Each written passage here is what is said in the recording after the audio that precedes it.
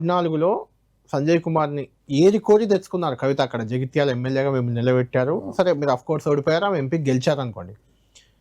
5 ఏళ్ళు తిరగగానే 2019 పార్లమెంట్ ఎన్నికల్లో ఆమెనే ఓడించడానికి ఆ పార్లమెంట్ పరిధిలో ఉన్న ఎమ్మెల్యేలు, అందులో సంజయ్ కుమార్ కూడా ఉన్నాడా, ఓడించడానికి ప్రయత్నించారని అంటారు. కవిత గారు పార్టీ నాయకులు స్వయంగా అంటున్న మాట ఇది నేను చెప్తుంది, పేర్లు చెప్పట్లేదు.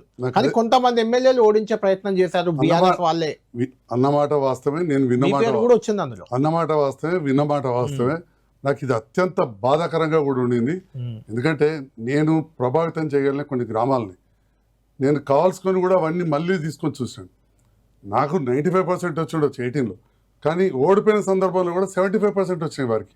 నేను ప్రభావితం బాగా చేయగలిగిన పోలింగ్ స్టేషన్లు 75% వచ్చింది. అంటే వాళ్ళ వల్లే ఓడిపోయారని కదా, మీకు వచ్చిన ఓట్లను మీరు తేలేకపోయారని కదా. అప్పుడు వేరే అన్ని నియోజకవర్గాల కంటే దాదాపు బాల్కొండ, ఆర్మూరు, వాటికంటే రూరల్ వాటికంటే కూడా తక్కువ మెజారిటీ వచ్చింది జగిత్యాలని. 7,000 మాత్రమే మైనస్ అయిన కవిత గారు.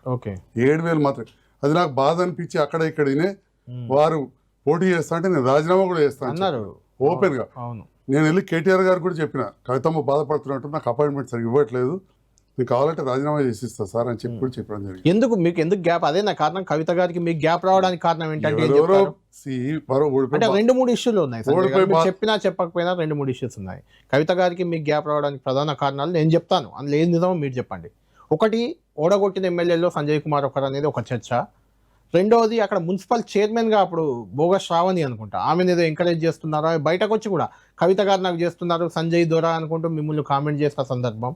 మూడోది, అక్కడ జాగృతి నాయకురాలు జడ్పీ చైర్మన్ ఏదో అయినట్టున్నారు ఇప్పుడు, వసంత ఎవరో, వాళ్ళని ఎంకరేజ్ చేస్తున్నారు, సంజయ్ని తొక్కుతున్నారు అని ఒక చర్చ. ఈ 3 అంశాలు అయితే ప్రధానంగా చర్చలో ఉన్నాయి అప్పుడు, అవునా కదా?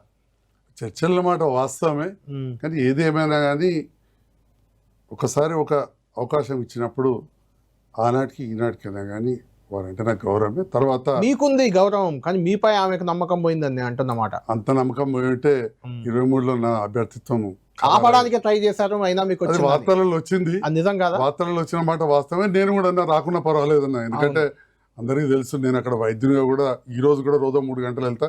మళ్ళీ నేను కూర్చుంటే ఇక్కడైనా 100 మంది, అక్కడైనా 100 మంది.